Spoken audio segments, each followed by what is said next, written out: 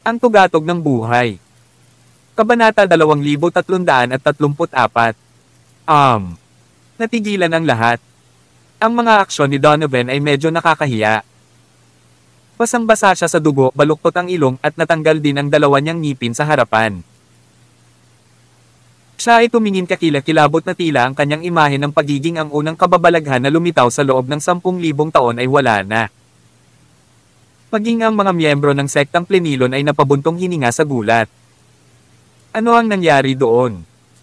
Ganoon ba kalubha ang pinsala ng malupit na lalaking iyon? Maya-maya lang dahan-daang lumabas ang isang figure mula sa santuwaryo. Si Frosty iyon. Kahit ilang araw lang siyang wala, mukha na siyang ibang tao. Ang kanyang buong katawan ay nagniningning na may divine glow, ang kanyang kagandahan ay mas ethereal at ang kanyang figure ay mas maganda kaysa dati. Lumabas siya sa pintuan. Sa likuran niya ay isang malabong imahe ng isang nine-tailed na sumusunod sa kanya ng malapit sa likuran. Ang kanyang nagninangas na pulang mata ay tumingin sa lahat.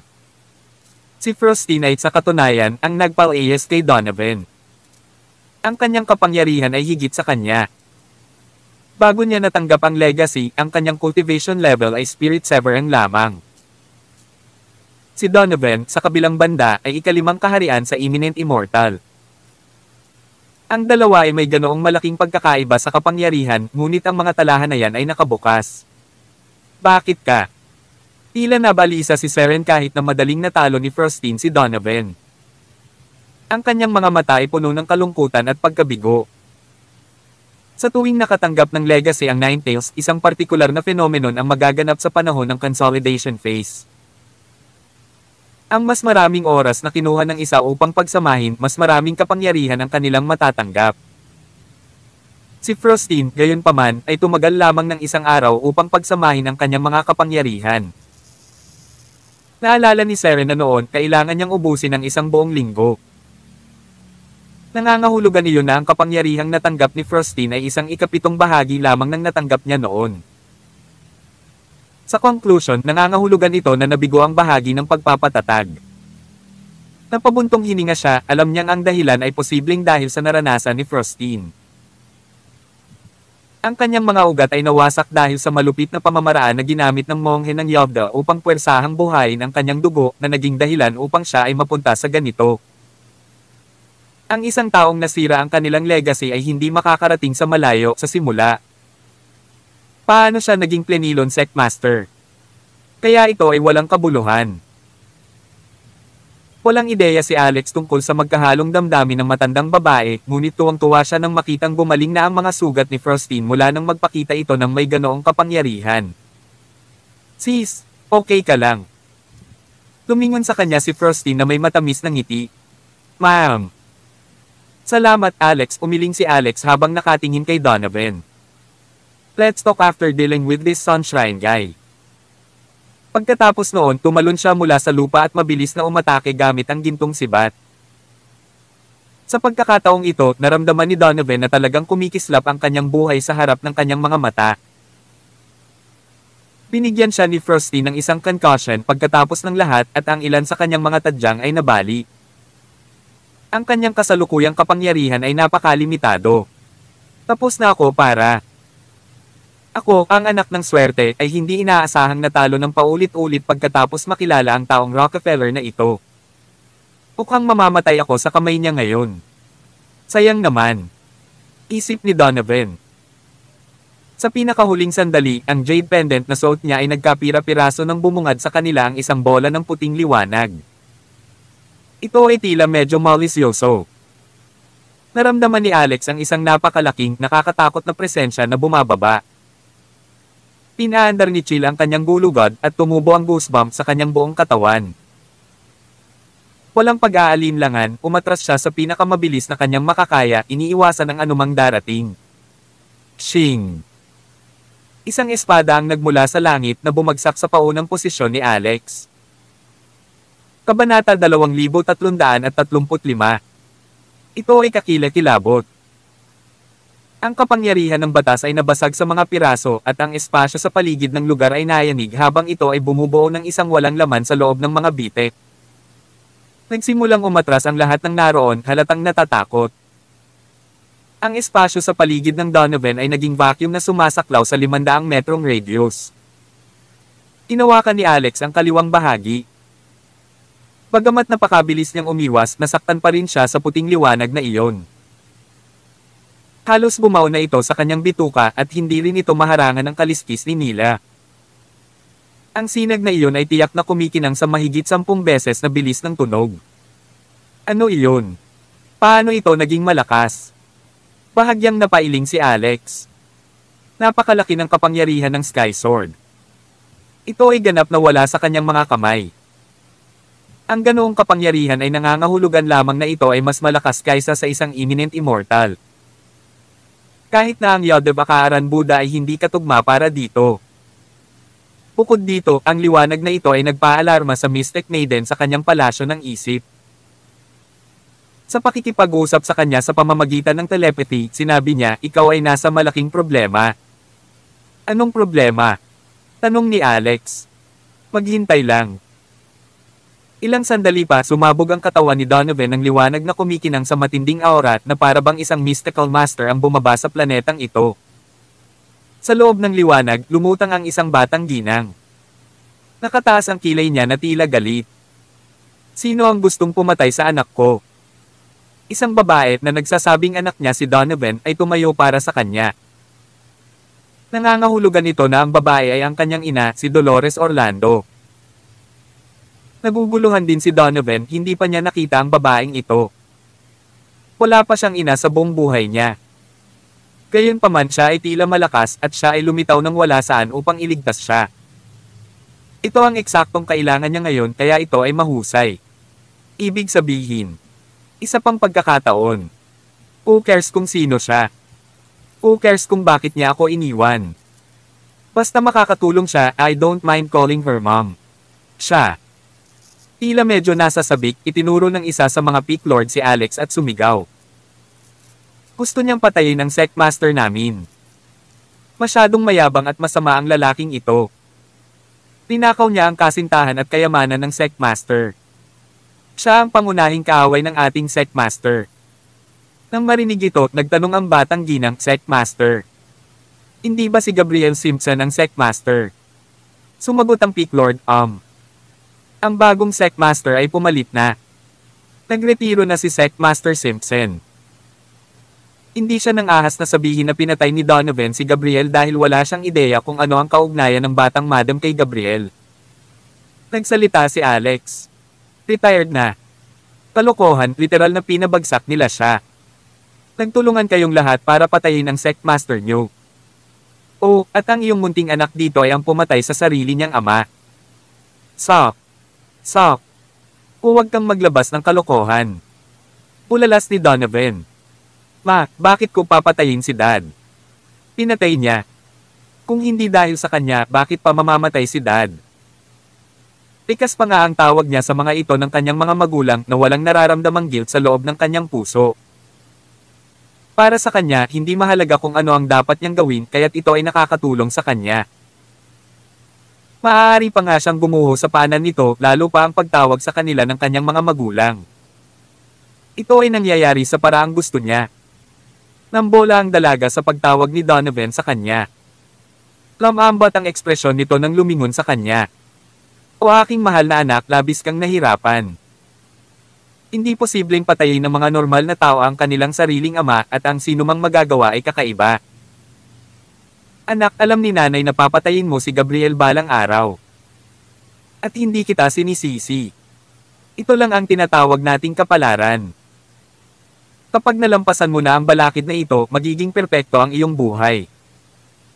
Dahil dito, dilat ang mata at nakanganga ang bibig ng lahat. Lumingon siya kay Alex, nanlamig ang mga mata niya. Wala akong pakialam kung sino ka, but you're dead meat if you dare to try and kill my son. Hahanapin kita kahit saan ka tumakbo. Lahat ng tao dito ay dapat mamatay. Ito ay isang pangako mula sa akin, Dolores Orlando. Maghintay ka. Malapit na ang iyong kamatayan. Napakalaki ng aura ng babae, lumalakas ng ikalawa na ginagawang gusto ng lahat na lumuhod. Gayunpaman, medyo sanay na si Alex sa mga pagbabanta sa puntong ito. Napansin niya kaagad na wala itong magagawa sa kanya ngayon. Gaano man siya kalakas, ang kanyang kasalukuyang anyo ay hindi ang kanyang tunay na anyo. F***C. Bakit ako matatakot sa kanya kung ganoon? Mamatay man ako, mamamatay akong mandirigma. You old hag. Sinong gusto mong takutin, ha? Boss of ngayon, pwede. Itinaas ni Alex ang Xavian sword at marahas itong inihampas. Tawag. I pre. I-click. I subscribe kwentong nobela. Kabanata 2336. Ang kakaibang Heavenly Sword ay lumipad sa kalangitan patungo kay Donovan at sa kanyang ina bago marahas na naglaslas. Boom! Tarat-tarat! 10,000 sword mains ang nabasag at ang lupa ay bumuka. Ang field sa likod ng Plenilon sect ay direktang nahati sa isang canyon. Napakalakas nito kaya napalubog din dito si Donovan at ang kanyang ina. Gayunpaman, walang marahas na pagtutol gaya ng inaakala na para bang sila ay isang pares ng mga mortal na matagal nang namatay ng mas malawak sa isang espada. Gayunpaman, ito ay talagang hindi dapat. Kanina lang walang kalaban-laban ang babaeng iyon na para bang siya ang ina ng 3,000 mundo. Hindi rin umaayon sa kasalukuyang sitwasyon ang bangis ng slash na iyon. Sa oras na bumagsak ang alikabok sa kalangitan, ang mag-ina ay ganap na nawala sa paningin. Naglayas ba sila? Sa oras na ito, isang boses ang nakakagulat na tumawag sa gitna ng lamig ng babae. Xavian Sword. Hindi ko akalain na ang maalamat na Sword of Heaven na ito ay lilito dito. Tao brats. Matagumpay mong pinagalitan ako. Masiyahan sa iyong huling buhay. Sa loob ng 3 araw pupunta ako upang kunin ang iyong ulo at kunin ang Xavian Sword. Ang boses ay nagmula sa mataas na langit ngunit walang sino man ang nakikita. Matapos bigkasan ang mga salita, 5 banal na kulay ang kumislap sa kalangitan na may figure ng tao sa gitna. Mabilis na wala ito. Kung hindi titingnang mabuti, hindi makikita ang pagkakaiba. Tumakas sila.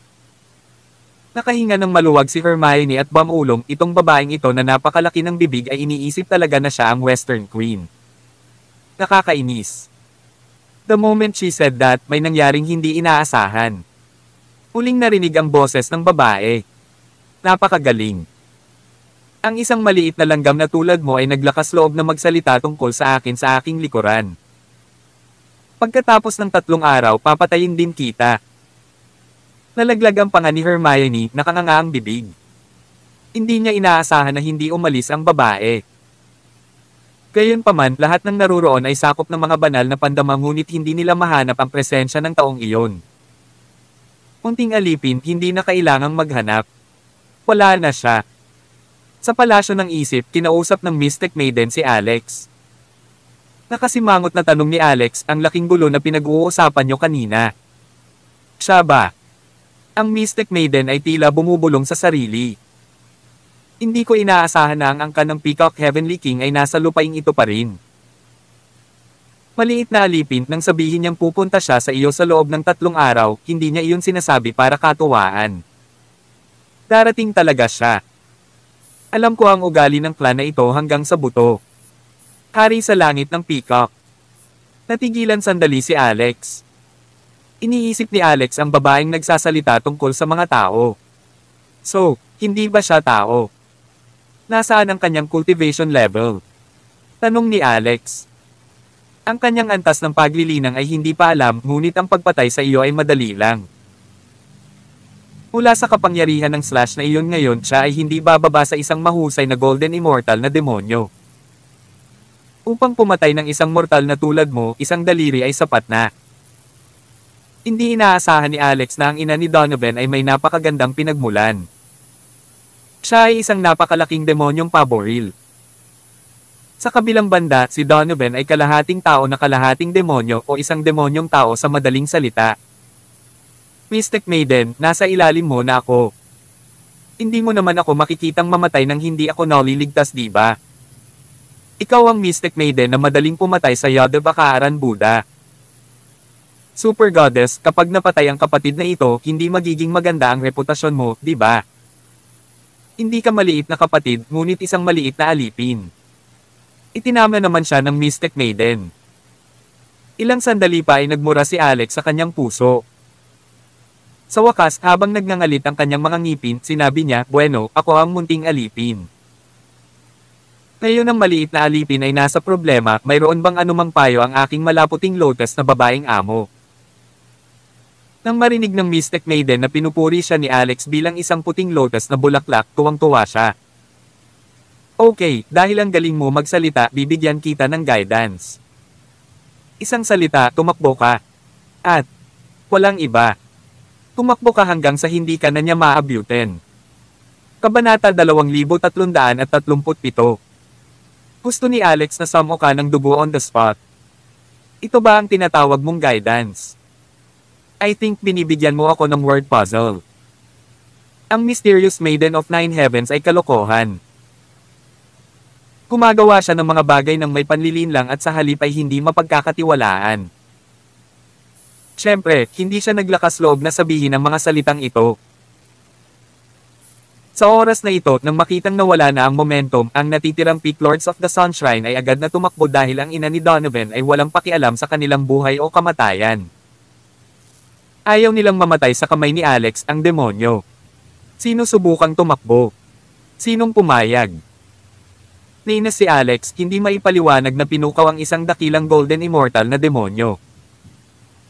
Isang instant shift ang hamarang sa harapan ng isang Peak Lord.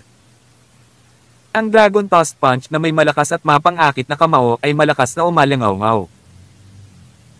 Tumalo ng puso ng Peak Lord at nagmamadaling pinag-cross ang kanyang mga braso, ang kanyang tunay na diwa ay pumipintig na humaharang kay Alex.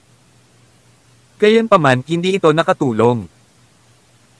Ang suntok ni Alex ay aktwal na sinabayan ng tunog ng pag-ungol ng dragon at pag-ungol ng elepante.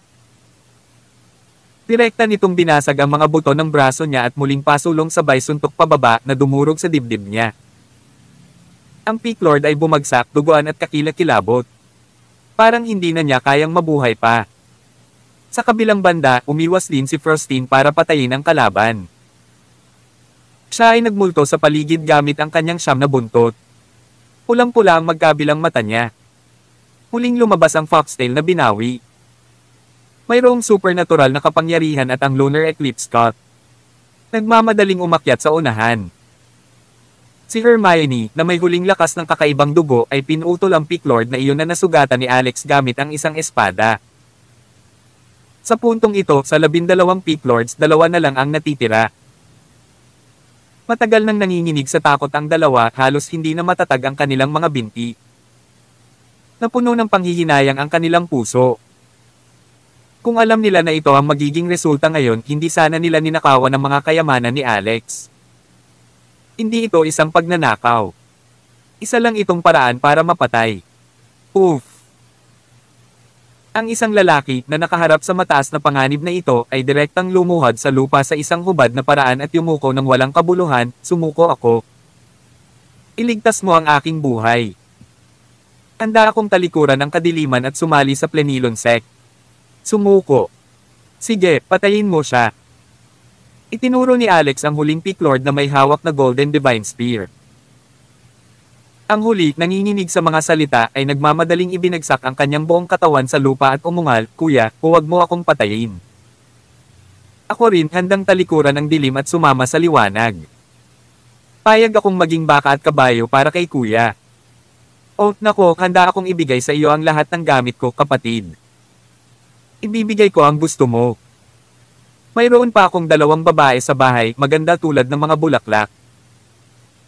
Habang sinasabi iyon, naglabas siya ng storage ring at inilagay sa paanan ni Alex. Siya rin ang nagkusa na tanggalin ang soul band sa singsing. Inilibot ni Alex ang kanyang mga mata. "Hindi ako collector ng basahan. Ano ang maaari kong gawin sa iyong mga asawa?" Sa sandaling magsalita siya, naramdaman niya ang ilang napaka-harps na tingin mula sa ilang mga kababaihan sa paligid niya. Para ihalin tulad ang mga babae sa basahan at itanong kung ano ang maaaring gawin.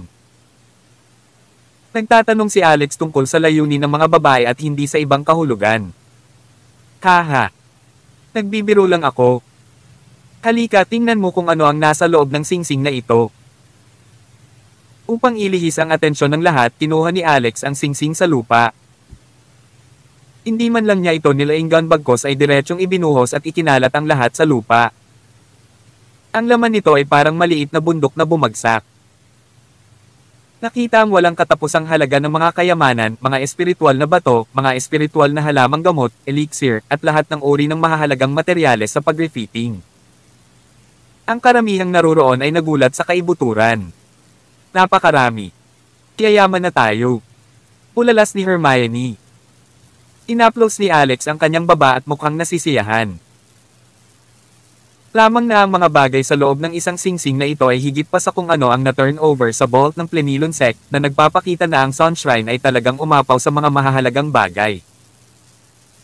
Walang sabi-sabi, diretsyong tumakbo si Frostine para kunin ang mga singsing sa mga bangkay ng mga natitirang Pit Lords.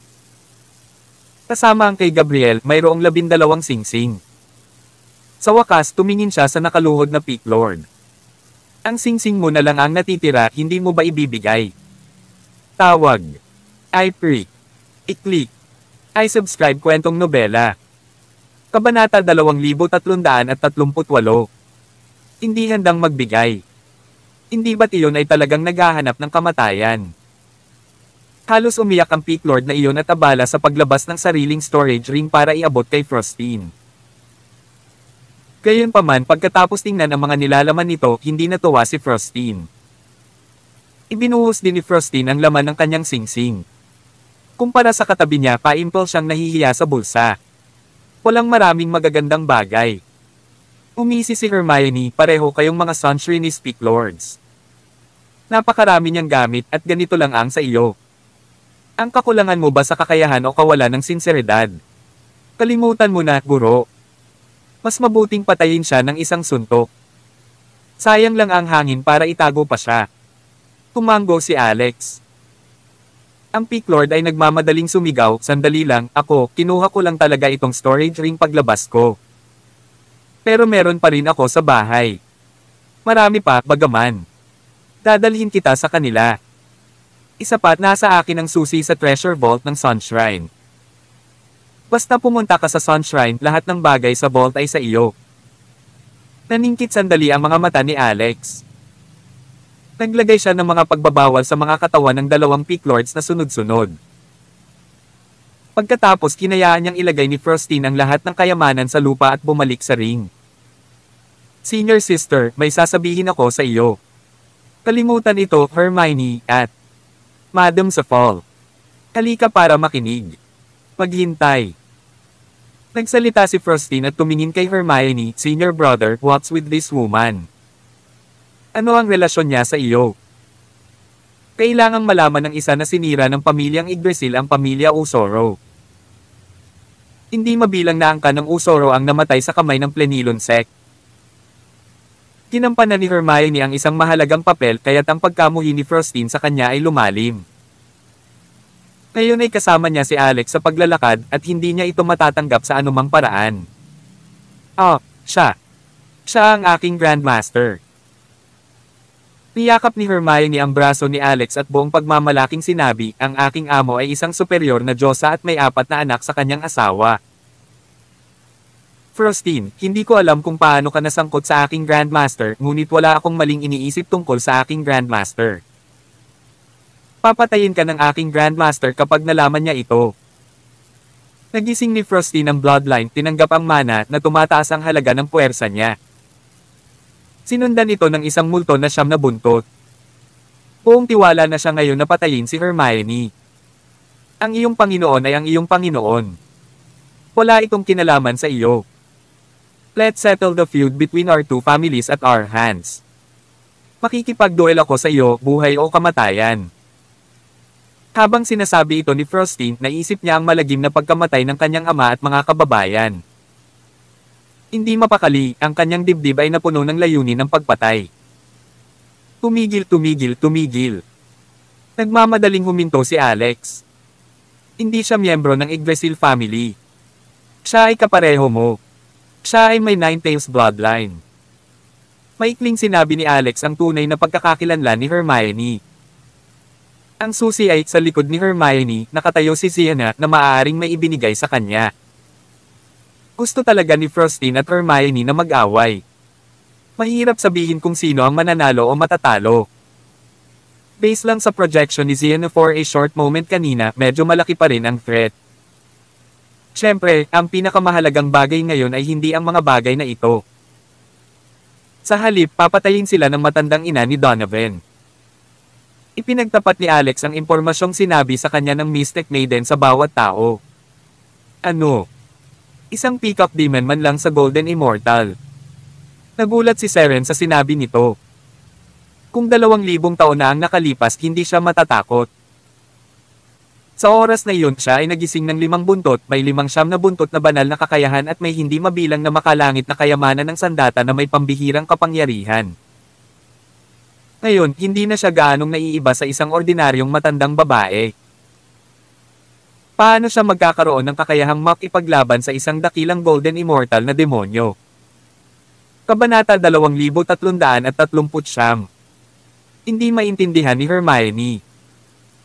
Hindi ba't sinabi mo na ang mga patakaran ng langit at lupa ay nawawala at wala ng paraan upang masira ang immortalization sa mundo? Paano maaaring umiral ang dakilang Golden Immortal na demonyo? Umiling si Seren, hindi ito maiintindihan sa ganitong paraan. Sa pagtatapos ng sinaunang panahon, sinira ng Grand Emperor Rowan ang 6 na reinkarnasyon sa halaga ng pagharang sa mga patakaran ng universo. Ang layunin ay upang pigilan ang mga yapak ng hindi namamatay na angkan. Ngunit ang universo, ang mga sinaunang sagradong lugar, mga super species, ang sinaunang lahi ng higanti ay marami. Nagkaroon pa ng napakalaking paglilinang ng langit at lupa na hindi maaaring ipagbawal ang pagkakaroon ng 10-point forbidden spell. Ang mga species na iyon na umiral sa hindi kilalang bilang ng libu-libong taon, kahit na sa simula ng kaguluhan ng langit at lupa, ay may hindi kilalang bilang ng mga banal na sandata sa kanilang mga kamay. Gamit ang gayong banal na mga sandata, maaari pa rin silang sumulong, ngunit kakaunti ang mga ito, at walang paraan para makuha ito ng mga ordinaryong tao. Nakinig si Alex at lihim na tumango. Sa loob ng kanyang katawan, mayroon siyang Chaos Tree, at ang Chaos Tree ay makakalikha ng kompletong kapangyarihan ng batas na makakatulong sa kanya na tumawid sa yugto ng immortalization. Kanina, matagal nang sumigaw ang mga tao sa Sunshrine na si Alex ang nagmamay-ari ng Chaos Tree. Nagulat din si Seren sa kanyang puso, ngunit hindi pa niya nakuha. Kaya natural, hindi niya alam na ang Chaos Tree ay may ganoong benepisyo. Nagulat si Hermione. Kaya hanggat mayroon kang banal na sandata, maaari pa rin tayong sumulong sa immortalization. Paliwanag ni Seren, ngunit ang gayong banal na sandata ay maalamat. Napakahirap makuha. Minsan, mayroon ding malalaking angkan sa Amerika. Sa nakaraang 3,000 taon, hindi ko alam kung gaano karaming mga eksperto ang naglibot sa paghahanap, paghuhukay sa sinaunang lupain, upang mahanap ang ganoong uri ng banal na sandata.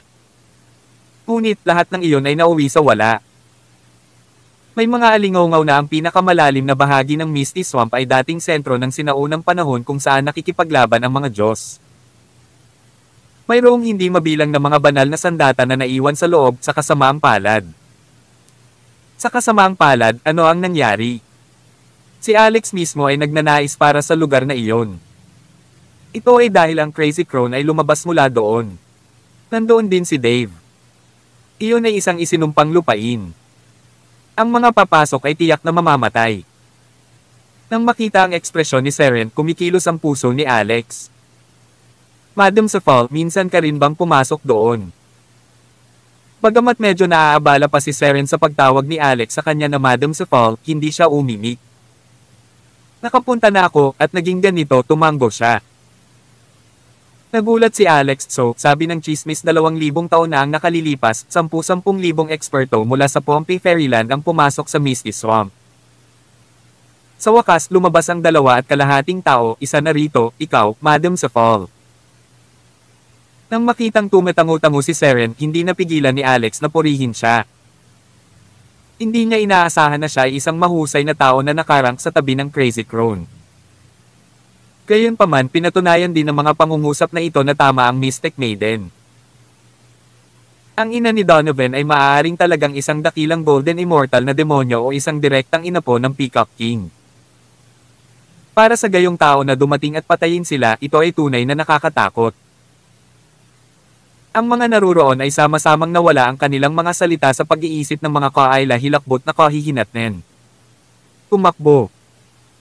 Sinabi ni Seren talagang hahanapin niya ang Plenilon Sect at kapag nangyari iyon, walang makakatakas. Ano ang dapat gawin ng Plenilon Sect? Tanong ni Hermione. Sumagot si Seren, hanggat nabubuhay ang mga tao, hindi mamamatay ang Plenilon Sect. Mula ngayon, sarado na ang Plenilon Sect. Pagkatapos maghiwalay, ang bawat alagad ng sekta ay kailangang maghanap buhay. Umaasa ako na balang araw, ang Plenilon Sect ay maaaring muling lumitaw sa lupa. Habang nagsasalita siya, tumingin siya kay Frostine at bamaantong hininga. Noong una, mayroon pa siyang pag-asa para kay Frostine, ngunit sa kasamaang palad. Napansin ni Alex ang kanyang tingin at tumibok ang kanyang puso. Madam Safal, hindi ba tinanggap ng senior kong kapatid ang mana? Bakit mukhang malungkot? Nang ikwento ni Seren ang kwento, napabuntong hininga ng matagal si Frostine. Senior sister, it's okay, pag-aaliw ni Alex. Kahit hindi kumpleto ang mana, wala iyon. Maaari tayong maghanap ng iba pang mga pagkakataon. Madam Safal, pamilyar ka sa lugar na ito. Kung maabyutin tayo ng Golden Cordiment, sa tingin mo saan tayo dapat tumakbo? Ang Dead Zone. Sagot ni Seren. Tawag. I-pre. I-click. I-subscribe kwentong nobela. Kabanata 2340. Tumingin ng malalim si Alex sa mga mata ni Seren, tinitiyak na hindi siya nagsisinungaling para linlangan ang sarili. Mabuti pumunta tayo sa Dead Zone. Nagdesisyon kaagad si Alex. Ang kasalukuyang sitwasyon ay apurahan dahil ang dakilang Golden Immortal na demonyo ay malapit nang dumating upang habulin at pumatay. Baka may dumarating na Bar Isles ng maliliit na demonyo. Hindi siya maaaring manatili dito at maghintay ng kamatayan. Ang pinakamahalaga, ang mahiwagang dalaga ng siyam na langit sa palasyo ng isip ay peke. Hindi ito gagana pagkatapos maging malupit minsan. Gayunpaman, bago ako umalis, kailangan kong pumunta sa Sun Shrine para ilipat ang kanilang treasure trove. Ito ay sa kanyang lolo. Naglakas loob si Alex na sunugin siya ng fire tower hanggang sa matuyo ang kanyang buhok at kilay. Ubod-ubad ang buong katawan, nakakahiyang eksena talaga. Walang kinuha si Alex para aliwin siya. Siya pa rin ba si Alex? Hindi tama. Inampes niya ang kalbo niyang ulo at bigla siyang nagising. Anong mali? Anong hindi tama? Tanong ni Frostine. Sumagot si Alex, nakalimutan ko ang isang bagay. Ano ito? Isang babae. Naaalala ko rin si Mika Simpson. Tumawag si Hermione. Ang ilan ay ganap na nakalimutan ang tungkol sa babae. Hindi nakita ni Frostine ang imahe ni Mika na tinusok ni Alex at hindi niya alam na nakadiin pa rin siya sa fire tower, ngunit pareho itong nakita ni Hermione at Seren. Bilang mga babae, tumibok pa rin ang puso nila nang maisip ang eksenang iyon. Napatingin ang dalawa kay Alex at naging kakaiba ang mga ekspresyon nila. Ano ngayon, Master? Kung mabuntis si Mika, hindi magiging masaya ang amo ko sa iyo, di ba? Mika. Buntis. Kumunat ang noo ni Frostine nang mas lalo siyang nataranta. Nagmamadaling sumingit si Alex. Don't talk nonsense, paano siya buntis? Hindi naman ganoon ang sitwasyon ko sa kanya. Ang sabi, nagmamadali pa ring lumabas si Alex. Bilang resulta, nalaman niyang nawala na ang tao. Ang fire tower ng universe ay naroon pa rin at ang Chaos Bell ay nasa loob pa rin ng fire tower. Pagkatapos kunin ang Chaos Bell, gayunpaman, nalaman niyang walang tao doon. No way, saan nagpunta yung tao? Isang malaking pagbabago sa buhay. Medyo nataranta si Alex, gayon din ang ilang babaeng sumugod dito matapos marinig ang kaguluhan. Tumawag si Seren ng ilang tao mula sa sekta na nasa paligid at tinanong sila kung may napansin silang paggalaw sa ilalim ng fire tower. Walang nakakaalam. Parang nawala sa hangin ang babaeng nasa loob. Kagad pagkatapos, natuklasang wala na ang katawan ni Gabriel. Ito ay nawala ng walang bakas. Kilala si Donovan bilang anak ng swerte, paliwanag ni Hermione. Mayroon ng hindi mabilang na kakaibang encounters niya. Nagdala rin siya ng maraming benepisyo sa Sunshrine. Narinig ko na ilang sinaunang mga Diyos na naninirahan sa kuweba ang hinukay at nakakuha siya ng hindi mabilang na mga kayamanan ng mahika. Iyon ang dahilan kung bakit ang Sunshrine ay lumago sa pinakamakapangyarihang sekta ng Western Reach sa maikling panahon. Ang katawan ni Mika ay dapat ding magkaroon ng mga kahangahangang kayamanan ng mahika. Posible rin na ginamit niya ang magic treasures para makatakas. Tumanggo si Alex, lalong nag-init ang puso niya. Dapat siyang pumunta minsan sa Sunshrine. Ang Plenilon sect ay may pamana sa loob ng libu-libong taon. Ngayon, may darating na malaking kalaban. Sa kasamaang palad, walang sino man dito ang makakapagligtas sa araw. Ngayon, idineklara ko ang Plenilon sect bilang sarado. Magmadali ang lahat na mag-impake at tumakas ng mas malayo, mas mabuti. Pagkatapos lumabas, mangyaring manatiling hindi nagpapakilalang pansamantala hanggang sa isang araw, kapag ang isang malakas na tao ay bumangon, tayo ay muling magkikita. Tumayo si Seren sa mataas na lugar, nakasandal sa kanyang tungkod, at malakas na sinabi. Matapos sabihin ang mga salitang ito, ang lahat ng mga tao ng Plenilon sect ay nalungkot. Ang ilan ay lumuluha sa sakit dahil ito ang kanilang tahanan, ngunit ngayon ay kailangan nilang umalis sa kanilang tinubuang bayan. Kabanata 2341. Umalis ang mga miyembro ng Plenilon sect at sunod-sunod na bumaba ng bundok. Yumuko si Frostine para magpasalamat kay Seren. Alam niya na ginamit niya ang sarili niyang bloodline para iligtas siya, inalis ang nakatagong panganib sa kanyang katawan. Bukod dito, matagumpay niyang nakuha ang legacy. Ang pagiging makaligtas sa bloodline-induced blood sacrifice at matagumpay na paganahin ang isang buntot ay sapat na upang patunayan na ang iyong bloodline ay makapangyarihan, sabi ni Seren. Sa kasamaang palad, kami ay inuusig ng mga kontrabida sa estadong ito. Kung hindi, mapipilitin ba ang aking Plenilon sect na aisil ang Mountain Pass dahil sa isang Great Golden Immortal Demon? Ang ginawa ay tapos na. Wala ring paraan. Naglabas siya ng butil. Ito ang celestial bead ng legacy ng Ninetales tribe. Kung magkakaroon ka ng pagkakataon balang araw, maaari mong bawiin ang anumang natitira sa bloodline. Marahil ay maaari mo ring baguhin ang legacy sa pangalawang pagkakataon. Kunin mo itong butil. Hindi ka ba sasama sa amin? Sinaman ang tingin ni Seren si Alex. Napagod na ba ako sa pagsunod sa inyo? Frostine Usoro, mas mabuting huwag ka na ring sumama sa kanya. Tinutukan siya ng Great Golden Immortal Demon. Mawawalan ka lang ng buhay kung sasama ka sa kanya. At saka, magiging pabigat ka sa kanya.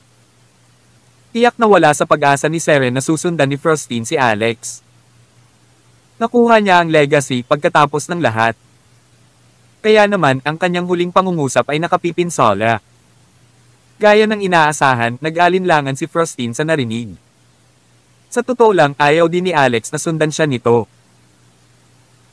Darating ang Great Golden Immortal Demon upang patayin siya anumang oras, kaya hindi ito ang oras para malunod sa pag-ibig. Tama si Lola, Senior. Kung susundin mo ako, wala kang maitutulong at kakayanin kong mag-isa ang mga panganib. Kung gayon, Senior, maghiwalay tayo ng landas dito. Magkikita tayong muli kapag may pagkakataon. Hindi hiningi ni Alex kay Frostine ang storage ring dahil ang pagkamatay ng pamilya Usoro ay nangyari ng higit pa o mas kaunti dahil sa kanya. Ang dosenang mga bagay sa loob ng singsing ay itinuring na kabayaran. Wham! Pinasabog ni Alex ang ulo ng isa sa mga Peak Lord ng isang suntok at kinuha ang isa pang lalaki na maaaring magbukas ng treasure vault bago agad tumalikod upang tumakbo ng baliw. Junior, kailangan mong mabuhay. Kailangan mong mabuhay. Dali-dali siyang hinabol ni Frostine mula sa likuran gamit ang mapupulang mga mata. Sagot ni Alex, don't worry. Kasama ko ang puting lotus. Hindi niya ako hahayaang mamatay. Ingat ka, Senior.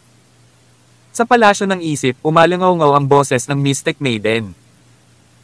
Little Minion, bakit pakiramdam ko pinapagalitan mo ako kapag naririnig kong tinatawag mo akong White Lotus? Napatalon si Alex sa pagtataka at halos madapa sa batong nasa ilalim ng kanyang mga paa. Kinokontrol ng puting lotus ang kanyang buhay at kamatayan. Paano nangyari iyon? Oh, ang puting lotus. Iyan ang pinakabanal na kababalaghan ng Budista sa mundo kung tungkol dito bilang isang dalisay na kaibigan. Kahit na ang puting lotus na trono ay ginagamit para sa upuan ng Buddha. Gayon din pinuri ito ng mga mahuhusay na manunulat sa pamamagitan ng mga tula at kanta. Sis White Lotus, napakababae mo sa akin. Sabi ni Alex habang tinitiis ang goosebumps. Oh. Paano ako pinuri ng mga dakilang manunulat? Tanong ng Mystic Maiden of the Nine Heavens. Medyo nataranta si Alex. Malinaw niyang binanggit ang tungkol sa pagpupuri sa White Lotus ngunit agad niyang ipinasok ang kaunti sa kanyang sarili. Gaya ng inaasahan, siya ay isang babaeng gustong marinig ang mga papuri ng iba. Pinag-isipan niya ang kanyang utak at natagpuan ang tula na natutunan niya sa klase ng wika noon. Ang puting lotus ay tumutubo mula sa putik ngunit ito ay hindi nadungisan. Nililigo ito ng malilinaw na alon ngunit hindi ito mapang-akit. Ito ay guwang sa loob at ito ay diretso sa labas. Hindi ito namumutla at hindi rin sumasanga. Kung malayo ito, mas dalisay ang halimuyak nito. Matuwid at matikas, malinis ang sarili nito. Maaari itong tingnan sa malayo ngunit hindi maaaring paglaruan. Humanggo ang Mystic Maiden matapos itong marinig. Hindi masama, hindi masama. Tamang-tama ito sa aking imahe. Ano pa? Halos masusuka na si Alex pero natalo lang niya ang utak niya. May isa pa, patuloy niya. Ang lotus ay ipinanganak na marumi ngunit ito ay purong puti at walang pigil. Ito ay malambot ngunit matibay, pinapanatili ang integridad sa kabila ng mababang katayuan nito. Paano naman? Tuwang-tuwa ang Mystic Maiden sa narinig. Ito ay halos hindi maayos ngunit ang nakaraang stanza na iyon ay mukhang maganda. Ito ay tumutubo mula sa putik ngunit ito ay hindi nadungisan. Naliligo ito ng malilinaw na alon ngunit hindi ito mapang-akit. Hindi masama, hindi masama. Gusto kong makilala ang mahusay na manunulat na ito.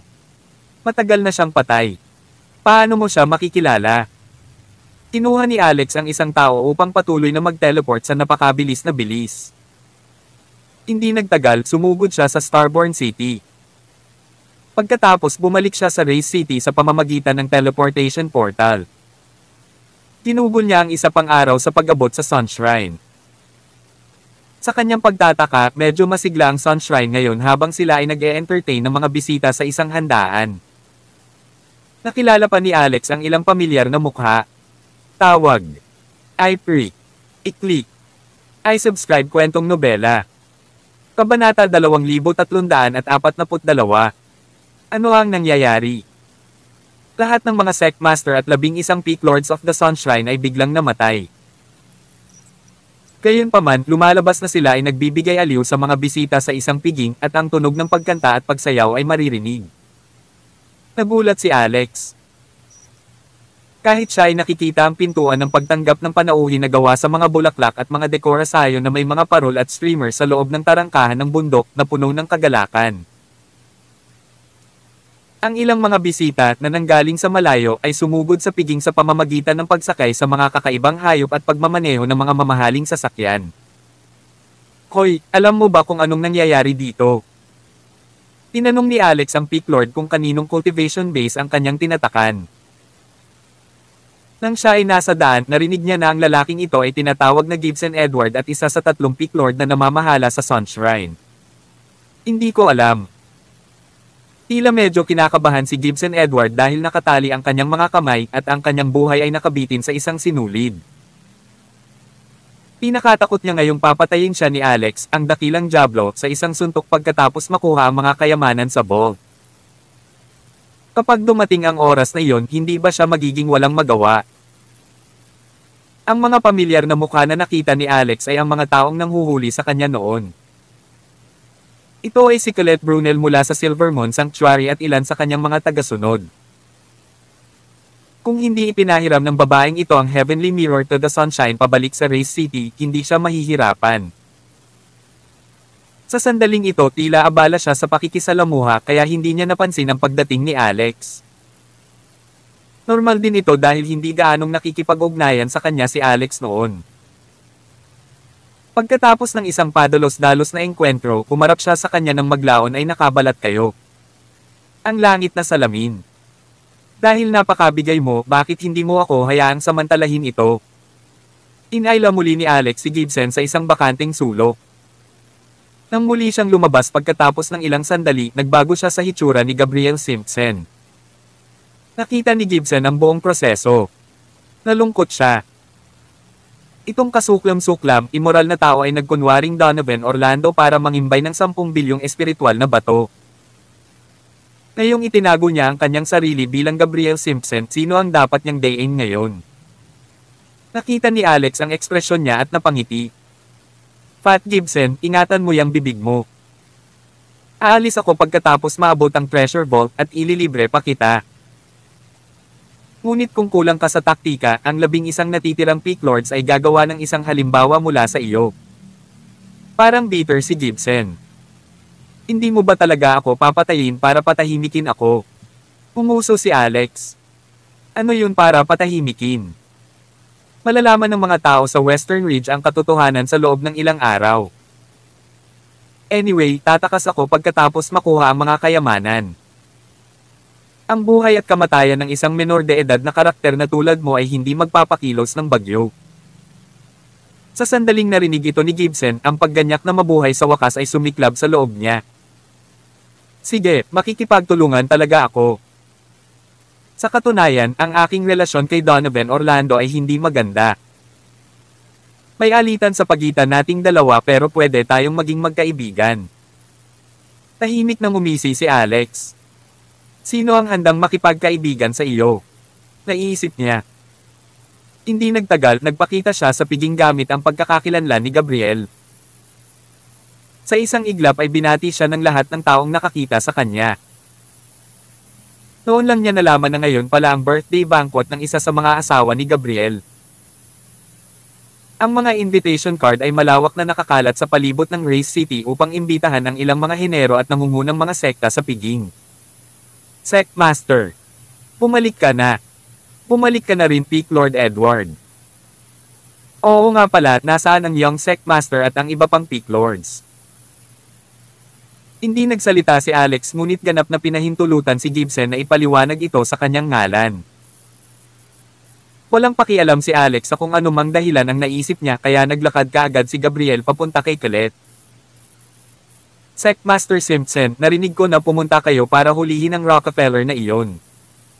Kaya ano ang resulta? Nakuha mo ba siya? Yumuko si Colette kay Alex bilang isang junior na may ngiti sa buong mukha at mukhang napakagalang. Kung tutuusin, kailangan niyang pretuhin ng mabuti si Gabriel sa kanyang katayuan. Nakangiting sabi ni Alex. Nahuli namin siya.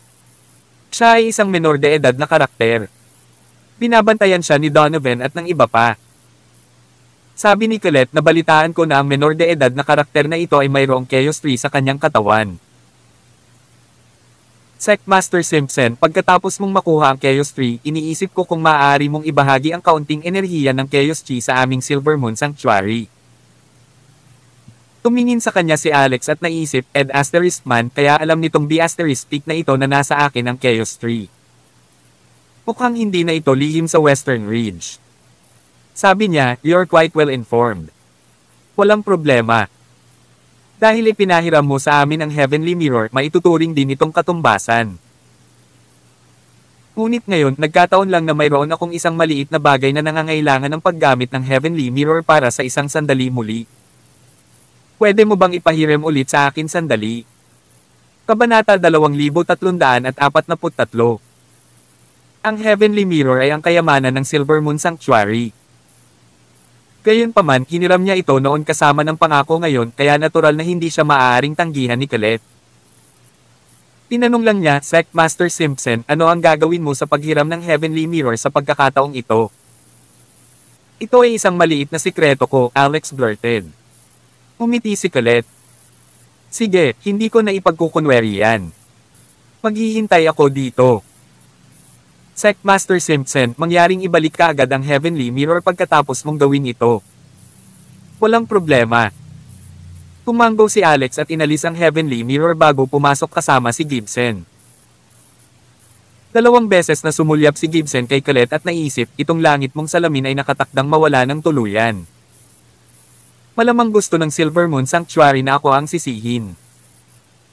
Tiyak na hindi na ako makakatagal sa Sunshrine kaya dapat na akong humanap ng ibang paraan palabas pagkatapos ng bagay na ito. Makalipas ang kalahating oras, kontentong umalis si Alex sa Treasure Ball. Tama si Hermione. Ang Sunshrine ay talagang nagukay ng 10 o higit pang mga sinaunang santuwaryo. Ang mga bagay sa Treasure Vault ay isang piging para sa mga mata na may iba't ibang uri hanggang sa punto na sila ay sagana. Maliban sa mga consumable sa mga espiritual na bato, ilang lumang bagay sa loob ang naglabas ng isang sinaunang, misteryosong aura na nagpabilis ng tibok ng puso ni Alex. Maging ang mistikong dalaga sa isip palasyo ay sumigaw. Sinasabing naramdaman niya ang isang Sectmaster tier holy artifact at mayroong higit sa 1 piraso. Halos mapatalon si Alex. Napakagandang kapalaran. Nilinis niya ang buong treasure vault nang walang pag-aalinlangan. Hindi lang iyon, ngunit sa ilalim ng patnubay ni Gibson, ginamit ni Alex ang Xavian Sword para buksan ang pribadong treasure chest ni Gabriel at kinuha ang lahat. Habang naghahanda ang tuwang-tuwa na si Alex na mabilis na umalis sa Sunshrine at tumakas patungo sa Endless Sea, biglang pinaalalahanan siya ng Mystic Maiden, may magandang bagay sa Hilagang Silangan. Hanapin mo ang Hilagang Silangan. Tumingin si Alex at natigilan sandali. Iyon ay isang dagat ng mga bangin at ulap, isang matayog na bundok na lampas sa mga dagat ng mga ulap. Dahil sinabi ng Mystic Maiden na may magandang bagay sa Hilagang Silangan, sa bundok kaya iyon. Nang matanggap ni Alex ang tamang sagot mula sa Mystic Maiden, agad niyang tinanong si Gibson. Bukod sa pangunahing peak, mayroong 12 auxiliary peak para sa Sunshrine, sagot ni Gibson. Ngunit walang tao sa bundok na iyon dahil ito ay masyadong matarik at hindi angkop para sa pamumuhay. Ang bundok ay baog din na may ilang mga lumang buhay na puno lamang. Ang susi ay walang espiritual na enerhiya ng langit at lupa sa lugar na iyon, kaya ito ay isang inabando ng bundok. Ganun ba kakaiba? Tignan natin. Agad namang kinaladkad ni Alex si Gibson at tinawid ang kawalan patungo sa bundok na iyon. Ito ay talagang kakaiba. Wala kahit kaunting espiritual na enerhiya ng langit at lupa ang umiral dito. Gayunpaman, ang lugar na ito ay itinuturing na isang walang kamatayang bundok na may magagandang tanawin at masaganang aura, kulang lamang ng espiritual na enerhiya. Sa katunayan, ito ay medyo nakakaintriga. May ilang matandang puno sa kalagitnaan ng bundok, ngunit wala sa kanila ang tumaas. Doon na kumislap ang kanyang mga mata nang may makita siyang lumilipas sa likod ng isang puno. Puti ang kulay, ito ay isang buhay na nilalang. Maaaring ito ay isang magandang bagay, nang kumislap ang mga paa ni Alex, tumungo siya roon sa pamamagitan ng instant teleportation. Nang tingnan niya, isa pala itong walang buhok, puting nyebe na baboy. Ang susi ay naglabas pa ito ng halimuyak na talagang pumukaw sa gana ni Alex hanggang sa tumulo ang kanyang bibig. Habang kumikinang ang mga mata ni Alex, pinunasan niya ang isang dakot ng laway at sinabing, ito ay masarap na piraso ng karne. Nagpunas din ng laway si Gibson bigla. Anong klaseng baboy ito? Parang nakakita ako ng mangkok ng nilagang baboy. Ang walang buhok na baboy ay dilat at galit na galit, kaya ibinuka nito ang kanyang bibig at nagsalita sa wika ng tao, sa impyerno kasama mo. Sino sa tingin mo si Lolo Baboy? Gusto mong kumain ng Lolo Baboy? Kaya mo bang kumagit sa kanya, ang tanong? Tawag. I-freak. I-click. I-subscribe kwentong nobela. Kabanata 2344. Agad namang natigilan sina Alex at Gibson. Sa hindi inaasahan, isang walang buhok, medyo mahina ngunit mataba, kalahating metro ang haba na baboy ay nagsalita sa wikang naiintindihan ng mga tao. Paano kalokohan? Baboy ka ba, demonyo? Takang tanong ni Alex habang nakatingin sa matabang baboy. Ang matabang baboy ay diretsyong nakatitig gamit ang mapupungay nitong mga mata at naglabas ng pinaka hindi nasisiyahang ungol. Oink! Oink! Ikaw ang demonyong baboy. Ako ang iyong lolo baboy. Pinunasan ni Gibson ang isa pang dakot ng laway dahil masyadong mabango ang baboy na ito. Isang nagsasalitang baboy na demonyo at napakabango pa nga. Ito ay dapat na isang mahusay na gamot na pampalakas. Mr. Rockefeller, bakit hindi natin ito inihaw? Marami akong alam tungkol sa barbecue. Sumigaw ang matabang baboy, oink. Gusto mo bang lechon at kainin ako? Kilala mo ba kung sino si Lolo Baboy? Naniniwala ka bang tatapakan ka ni Lolo Pig sa isang hanggal na may kuko? Habang matamang nakatitig si Alex sa matabang baboy, mas lalo pang napuno ng pasyon ang mga mata nito. Hindi lamang niya naamoy ang halimuyak na nagmumula sa katawan nito ngayon, ngunit naramdaman din niya ang isang aura ng espiritual na enerhiya na napakalakas na hindi ito malulusaw. Isang espiritual na hayop. Hindi ko akalain na mayroon ding espiritual na hayop sa mga baboy. Nang makita ng matabang baboy ang kanyang tingin, napalundag ito sa pagtataka ng maramdaman ang panganib na mas delikado kaysa sa mula kay Gibson. Naramdaman pa nito na para talagang iniihaw hanggang sa puntong ginto ang katawan nito na may umaagos na mantika. Sa sandaling ito, talagang nakaramdam ng gutom si Alex. Ang kanyang tiyan ay nagbuga ng malakas na ungol. Upang mambola si Alex, nagpa siya si Gibson na ipakita ang kanyang mga kakayahan. Ginoo. Rockefeller, ang aking cultivation base ay seliado na ngayon. Natatakot ako na baka hindi ko ito mahuli. Saluhin mo muna. Kahanapin ko na ang kahoy na panggatong at ginagarantiya ko na ito ay iho na may mabangong pabango. Dahil dito, hindi pa nakagalaw si Alex ngunit naunang gumalaw ang laman na baboy. Matagal itong napaungol sa langit. Oink! Oink! Galit na galit si Lolo Baboy. Bigla itong tumalon ng mataas na may sumisikat na pamatay na aura sa katawan. Ha! Napakalakas, masasamang chi. Namangha si Alex dahil hindi ito mababa sa isang eksperto sa ikasyam na kaharian sa Imminent Immortal kahit kaunti. Ang target ng pag-atake ng laman na baboy ay si Gibson. Isang napakalaking phantasm ng isang gintong baboy ang lumitaw sa likod nito. Napakaganda nito na may napakalaki na aura na nagpasindak maging sina Alex at Gibson. Sa sumunod na segundo, tumili si Gibson. Tulong. Dahil ang kanyang cultivation base ay seliado na, wala siyang paraan para mag-organisa ng epektibong depensa o maglunsad ng counterattack. Samantala, ang pag-atake ng baboy na demonyo ay mabilis at marahas sa isang sulyap. Alam niyang hindi niya ito haharanggan kaya humingi siya ng tulong kay Alex. Gayunpaman, masyadong mabilis ang demonyong baboy. Naging batis ng Aurora. Kung gusto mong iho si Lolo Baboy, hintayin mo ang susunod mong buhay. Sikreto ng makapangyarihang demonyong baboy na 10 sumasample sa dragon. Bam! Bam! Bam! Sa gitna ng sunod-sunod na malalakas na putok, si Gibson, na ang cultivation base ay seliado na, ay hindi makaganti. Kaya siya ay kumuha ng isang malupit na palo, bumagsak sa lupa sa malayo na may masamang mukha, hindi makabangon pagkatapos ng mahabang panahon. Mas namamaga pa ang mukha niya sa demonyong baboy. Kehe, alam mo naman ang lakas ng mga sampal ni Lolo Baboy, di ba? Matapos patalsikan ng puting laman na baboy si Gibson, hindi ito huminto at direktang naglunsad ng pag-atake kay Alex. Sa sandaling kumislap ang puting ilaw, ang dalawang paa sa harapan ay nag-crash na parang shooting star. Dapat matikman mo rin ang malalakas na sampal ni Lolo Baboy. Sa kasamaang palad, kahit na mas mabilis ang baboy na demonyo, ito ay hindi magandang tingnan sa ilalim ng saklaw ng banal na mata ni Alex.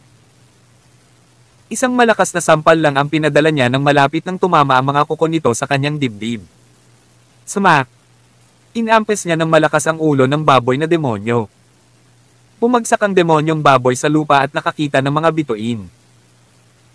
Sa oras na ito, sa wakas ay napagtanto nito ang lakas ni Alex at hindi ito katumbas ng aura na pinalabas ni Alex. Higit na mas malakas ang sampal kaysa sa 10 sampal nito. The asterisk man it. Kaya isa kang troll na hayagang nagpapakita ng kanyang lakas para makakuha ng bentahe. Ang demonyong baboy ay dumura ng isang subo ng dugo ng baboy at umungol, labis na inis. Nang makita nitong si Alex ay kasalukuyang naglalabas ng isang nakakatakot na mukhang mahabang espada, mabilis itong tumakas habang ang buntot ay nasa pagitan ng mga hita. Tumalon ito sa napakalakas na bilis kaya inamin ni Alex na hindi siya kalaban nito. Ito ay di asterisk man masyadong mabilis, higit sa 10 beses ang bilis ng tunog. Baka hindi na niya ito maabutan kahit instant teleported. Kabanata 2345. Ang baboy na ito. Kakaiba lang. Ilang milya na itong hinabol ni Alex nang sabihin ng Mystic Maiden sa palasyo ng kanyang isip, tumigil ka sa paghabol. Ang magandang bagay na sinasabi ko ay hindi ang baboy na iyon. Hindi ba baboy iyon, ha? Ano iyon? Sabi ng Mystic Maiden, feel this place well. Ang espiritual na enerhiya ba dito ay talagang naubos hanggang sa puntong ni isang dahon ng damo ay hindi tumubo tulad ng nakikita mo. Kumunat ang noo ni Alex. Sa sandaling ito, naka-cross-leg siya sa lupa at ipinikit ang kanyang mga mata at dinadama ito ng kanyang isip.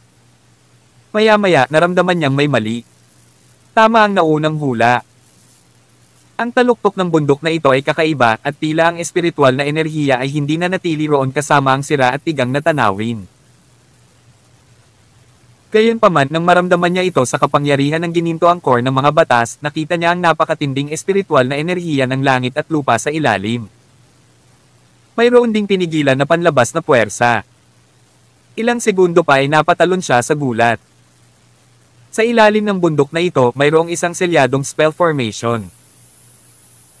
Isang napakalaking diwa ng buhay ang nasa loob nito kaya ang tunay na kayamanan ay nakatago sa loob ng spell formation.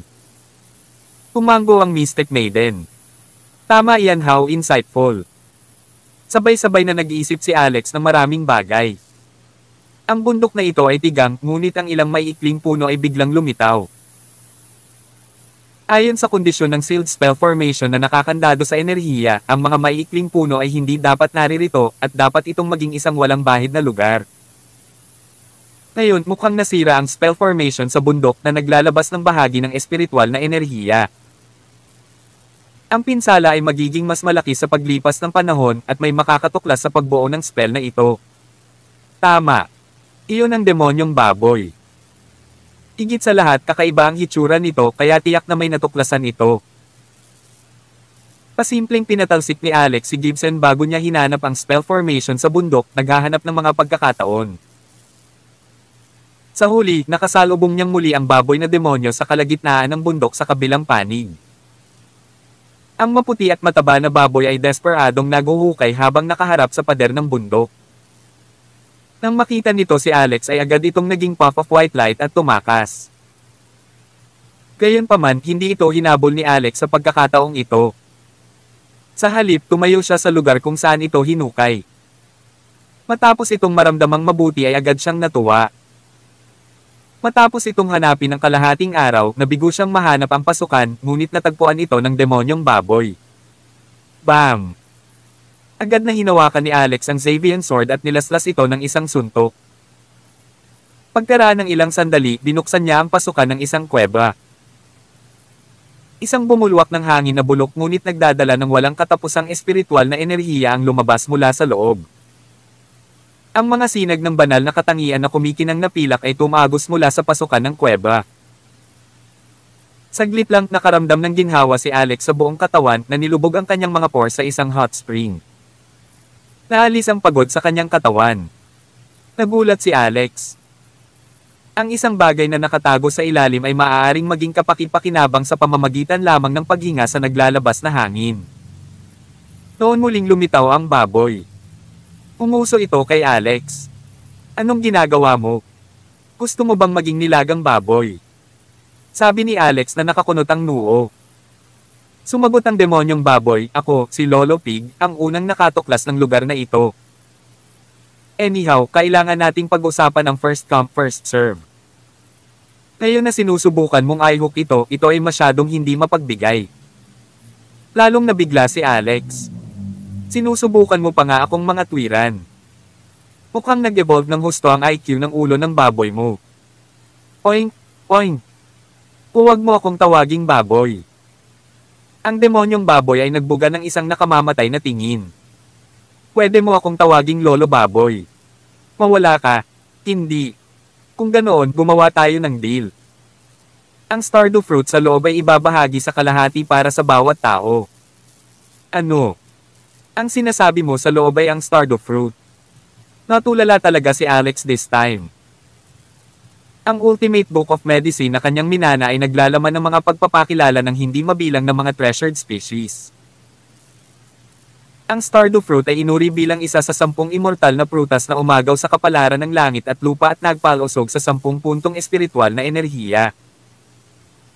Kinailangan nito ang supplement ng Stardew Dragon Bloodline sa kabuoang 10,000 taon bago ito mamulaklak at mamunga. Ang bagay na ito ay makapangyarihan sa lahat. Tawag. I-Freak. I-Click. I-Subscribe Kwentong Nobela. Kabanata 2346. Paano mo nalaman na nandito ang Stardew Fruits? Tanong ni Alex sa demonyong baboy. Kung tutuusin, kahit ang Mystic Maiden ay hindi alam na ang Stardew Fruits ay nakatago sa ilalim noong una at ang alam lang niya ay may maganda rito. Tinuro ng demonyong baboy ang ilong nito na may malaking kuko. Alam mo ba ako? Ang pagkilos nito ay talagang medyo kakaiba. Tanong ni Alex, hindi ka ba matabang baboy? Isang baboy na may laman. Sumigaw ang demonyong baboy at nagpaut ng nguso na para bang isang matinding insulto ang mga salitang fleshy pig. Hindi ka ba matabang baboy? Nakikita kong wala kang buhok at mataba. Kung hindi ka matabang baboy, ano ka? Baboy na walang buhok. Ikaw, nakakainsulto ka ng mga baboy. Pagkasabi noon, tila natuklasan ng baboy na demonyo na may mali sa pangungusap na iyon. Tapos mayabang nitong sinabi, I tell you what, human brat. Ako lamang ang pinarangalan na baboy na nangangaso ng kayamanan. Masasabi ko kung ito ay ang Stardew Fruit mula sa isang simoy ng aking ilong. Naiintindihan na ito ni Alex. Ang isang item tulad ng Stardew Fruit ay ginawa mula sa Stardew Tree at may partikular na mahigpit na mga kinakailangan para sa paglilinang. Ito ay lalong mahirap kung ito ay lumalaki ng natural. Ito ay isang bagay na kabilang sa prehistoric na panahon at halos wala na. Ang Stardew Fruits ay itinanam sa bundok na ito kaya tiyak na may nagtanim sa kanila ng sadyang. Kaya naman, ang ibabaw ng bundok ay sobrang baog ng walang anumang buhay na espiritual na enerhiya dahil ang pagkakabuo ng spell ay seliado na. Tao, alam mo ba ang paraan para mamites ng Stardew Fruits? I can assert that you won't be plucked even one of them without my help, sabi ng baboy na demonyo na may malaking pananalig. Tumanggo si Alex sa kanyang isipan. Ang Stardew Fruit ay lubhang kakaiba at may sariling sistema ng proteksyon tulad ng isang natural na domain. Kung pupulutin niya ito ng walang ingat, maaaring mapatay siya kaagad ng nasasakupan ng Stardew Tree. Sabi ng Mystic Maiden, naalala ko. Ang mga kakaibang nilalang na tinatawag na treasure hunting pigs na may pambihirang kakayahan sa pagsubaybay sa mahahalagang halaman ay talagang umiiral. Para sa kanila, ito ay isang instinct na pinagsama sa bloodline. Kung maaari mong linlangan ang baboy na ito upang pagsilbihan ka, hindi mo na kailangang mag-alala tungkol sa mga espiritual na materyales sa hinaharap.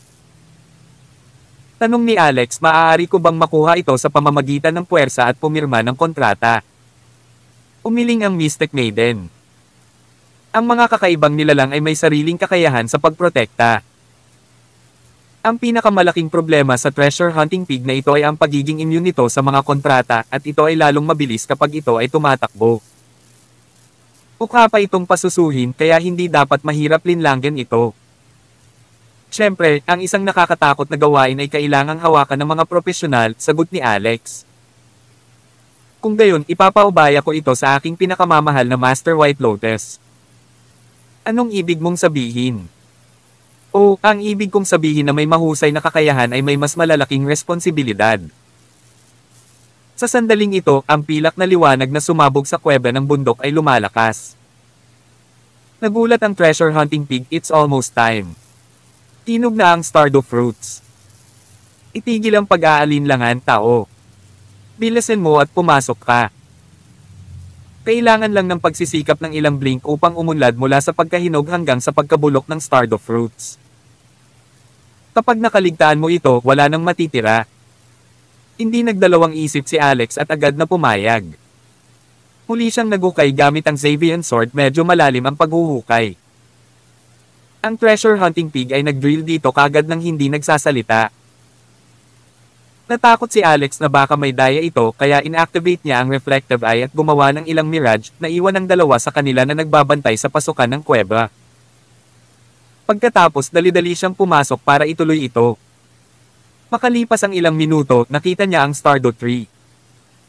Ito ay isang espasyo sa gilid ng bundok na may lawak na humigit kumulang 500 metro kwadrado. Sa ilalim ay isang pool ng malamig na tubig na may enerhiya ng diwata na lumulutang dito, at sa gitna ay isang maikli, sinaunang puno na kumikinang sa pilak na liwanag. 5 metro ang taas nito, ngunit ang paa nito ay ganap na nababalot ng makapal at lumang baging. Ang puno at mga dahon ng puno ay nagmula sa isang pilak na ningning. Ang 7 kulay ube na bulaklak dito ay mabilis na tumutubo sa nakikita ng mata. Sinabi ng demonyong baboy, napakapalad. Napakapalad. May oras pa. 7 bulaklak talaga ang namumukadkad. Hoy, human brat, kukuha ako ng 4 na prutas mamaya at kukuha ka ng 3 prutas. Ito ang bottom line ni Lolo Pig. Tinapa ni Alex ang tenga niya. Whoosh! Sumugod ang 5 mirage sa likod at tumabi sa kanya. He licked his lips and said, "Actually, the Stardew fruit what's over isn't very important to me, but I'm a bit hungry right now. Gusto ko talagang kumain ng roasted trotters." Nang marinig ito ng demonyong baboy, nanlaki ang mga mata nito. Pagtingin sa 6 na magkakahawig na Alex, naisip nito na mas mahalaga ang laman nito, kaya't maaari lamang itong sumuko. Fine then. Kalahati para sa bawat tao. Bawat tao ay makakakuha ng 3.5 prutas. Kabanata 2347. Sabi ni Alex, kalimutan mo na, makukuha mo silang lahat. Seryoso ka? Oo, kakainin mo silang lahat. Kakainin kita pagkatapos. Di asterisk man ikaw. Bumitas ka ng 7 prutas para sa akin. Mag-iiwan ako ng 2 prutas para sa iyo. Kung hindi, wala akong gusto. Ikaw ay masama, be asterisk starred. Sa sandaling iyon, ang ningning ng Stardew Tree ay lalo pang yumabong at ang mga pilak na linya ay makikita na umaagos sa puno ng puno na parang nagmamadali patungo sa mga bulaklak pagkatapos kumuha ng mga sustansya mula sa mga ugat ng puno. Ang mga lilang bulaklak ay tila mas pinong at masarap. Buzz! 7 haligi ng lilang liwanag ang pumailanglang sa langit. Sa hindi inaasahan, nasira nila ang spell formation dito at nagmamadaling lumabas ng bundok habang gumagawa ng 7 malalaking butas. Ang 7 haligi ng liwanag ay pumailanglang sa langit ng ganoon. The asterisk man, grabe ang kaguluhan. Siguradong nakita na sila ng mga tao sa labas, sabi ng demonyong baboy na labis na ikinalungkot nito. Sumimangot din si Alex. Gaano katagal bago mahinog ang mga prutas? Sinabi ng demonyong baboy, hindi bababa sa 1 oras. Gaya ng inaasahan, ang demonyong baboy na ito ay may kakayahan para dito. Tumango si Alex. Sige. Gagawa ako ng paraan sa loob ng 1 oras na ito. Ikaw ang bahala sa pagpupulot ng mga prutas. Hoy, may ipapakita ako sa iyo. Naglabas siya ng sanga ng Chaos Tree. Nakikilala mo ba ito? Dilatang mata ng demonyong baboy. Kaguluhan. Puno ng kaguluhan. Nakangiting sabi ni Alex, tama. Ito ay ang Chaos Tree. Mayroon pa akong mga prutas ng Chaos. Gusto mo? Nagmamadaling tumango ang demonyong baboy at napaawang ang bibig nito. Sabi ni Alex, huwag kang mag-alala. Magtulungan pa tayo sa hinaharap. Hindi problema na binibigyan kita ng prutas ng Chaos. Dapat maghanda ka. Tutulungan kitang harangan ang mga tagalabas. Anong prutas ng Chaos? Wala siya. Nagdaraya lang siya. Gayunpaman sa paghusga mula sa pagganap ng baboy na demonyo, siya ay karaniwang nagtagumpay. Ang demonyong baboy ay tiyak na walang immunity sa isang mahusay na mamamatay na sandata tulad ng Chaos Tree. Pagkatapos nakita ni Alex na lalong lumiit ang demonyong baboy, naging nilalang na parang maliit na puting kumakain bago maingat na lumapit sa Stardew Tree. Habang papalapit ang demonyong baboy, nakita niya ang Stardew Tree na tila nabuhay. Ang mga sanga ng puno ay patuloy na gumagalaw ng may ritmo na may hindi mabilang na mga pilak na sinulid na nahuhulog mula sa kanila. Pagpatay na layunin. Sa kanyang sorpresa, ang Stardew Tree ay lumabas na may walang hangganang layuning pumatay. Ang bawat pilak na sinulid ay isang matalas at nakamamatay na sandata. Ito ay nahulog mula sa itaas at dumapo sa lupa sa isang iglap, ngunit ito ay nagdrill ng isang napakalalim at manipis na butas mula sa lupa. Ipinakita nito kung gaano kalakas ang pilak na sinulid. Samantala, milyon-milyong pilak na sinulid ang nahulog mula sa Stardew Tree kaagad. Sa kabilang banda, ang demonyong baboy ay mabilis na gumalaw at naging isang stream ng liwanag, napakabaliw na humahanggos sa ilalim ng isang uri ng tilapon sa ilalim ng puno. Noon lamang napagtanto ni Alex na ang mga pilak na sinulid na nahuhulog mula sa Stardew Tree ay nagtataglay ng ilang uri ng arcane pattern. Kasabay nito, nang makita ng lahat ng mga tao sa Sunshrine ang lilang liwanag sa bundok na pumailang lang sa langit, ang bawat isa ay namangha. Ano yan? Hindi ba yan ang inabando ng bundok na walang espiritual na enerhiya? Paano magkakaroon ng nakasisilaw na lilang mga ilaw na sumisikat sa kalangitan? Posible kayang isang walang katulad na banal na artifact ang isisilang. Bilisan mo, pumunta ka at tingnan mo. Ang mga bisitang dumating para sumali sa piging ay nais ding pumunta ngunit tumanggi ang mga tao ng Sunshrine. Tiyak gusto nilang itago ito para sa kanilang sarili. May nagtanong sino ang nagsabing tiyak na isisilang ang kakaibang kayamanan. Maaaring isa rin itong kakilakilabot na demonyo. Ang espiritual na enerhiya sa bundok na iyon ay hindi halata. Sa tingin ko ito ay malamang na hindi isang kayamanan. Sabay-sabay tayong tumingin. Masarap din pagmasdan ang likod ng isa't isa. Tama iyan. Karamihan sa pangunahing puwersa ng iyong Sunshrine ay wala dito ngayon. Hindi magiging maayos kung may mali. Kung talagang may aksidente, makakatulong din kami. Sinabi ni Colette mula sa Silvermoon Sanctuary, nasa kamay pa rin ni Sectmaster Simpson ang may Heavenly Mirror. Siguradong pinipigilan niya ang kakilakilabot na Diablo. Ang Heavenly Mirror ay aking kayamanan kaya pupunta ako roon at magbibigay ng kamay. Tawag. I-Pre. I-Click. I-Subscribe kwentong nobela. Kabanata 2348. Sa sandaling nanguna si Colette pagkatapos sumigaw ang iba, sumunod ang lahat dahil walang gustong mawala ang pagkakataon. Bilang karagdagan, ang pangunahing puwersa ng Sunshrine ay wala sa paligid.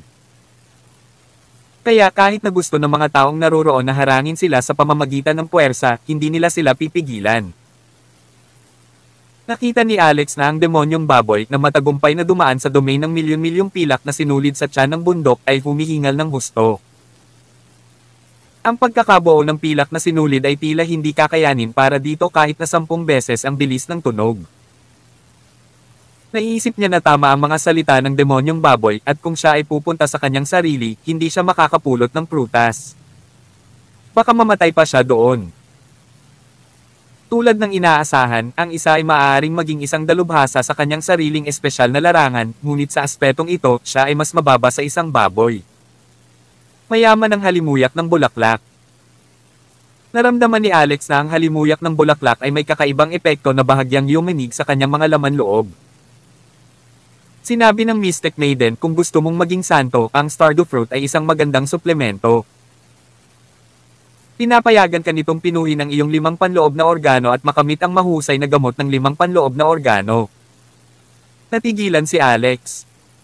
Ginagawa ang 5 panloob na organo sa mahusay na gamot. Hindi ito tungkol sa pagpino sa sarili ko sa mahusay na gamot, tama ba? Ang Mystic Maiden ay nagtanong, hindi ka ba tinuruan noon ng iyong amo? Naalala ni Alex na mayroon siyang master na tinatawag na Ayad Benmore, ngunit siya ay isang deviant na ang sistema ng paglilinang ay ganap na naiiba sa kanya. Umiling siya. Nagsasanay ako ng mga diskarte sa paglilinang ng mga ninuno. Walang nagtuturo sa akin. Nagulat ang Mystic Maiden.